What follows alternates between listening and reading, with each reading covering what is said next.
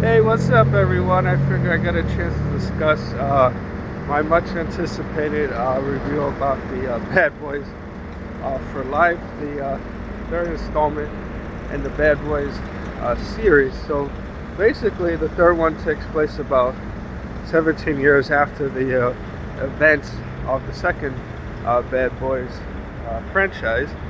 And now that Marcus is become a grandfather, he starts to reconsider, his role as a Miami police detective, and tells Mike that he feels like more of his days, are behind him than ahead.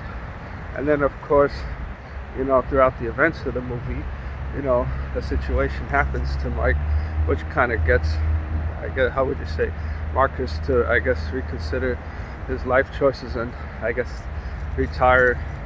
And then, of course, in the case of Mike, he also finds out the antagonist in this particular story has like a past connection to him from his past.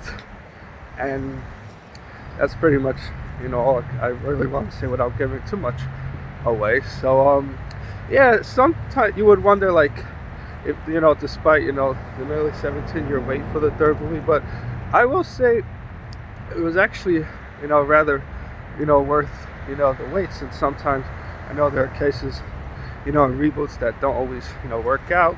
And then there are some that it do, like the Jumanji Welcome to the Jungle, as a good example, I guess, of, reboot continuation sequels that can work after a long gap.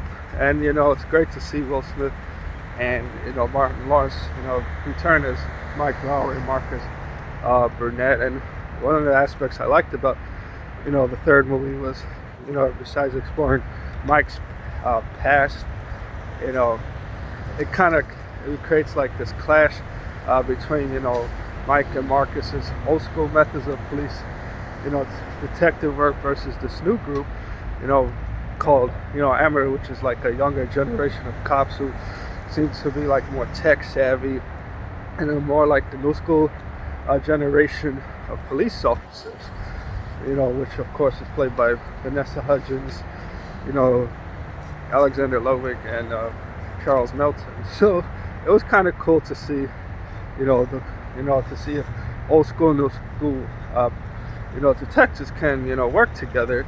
And of course, there's like a love interest, for Mike, from his past, both past and present, I guess. And of course, Teresa Randall returns as, Marcus's wife, Teresa, and of course, Joe Pantoliano returns as Captain Conrad Howard.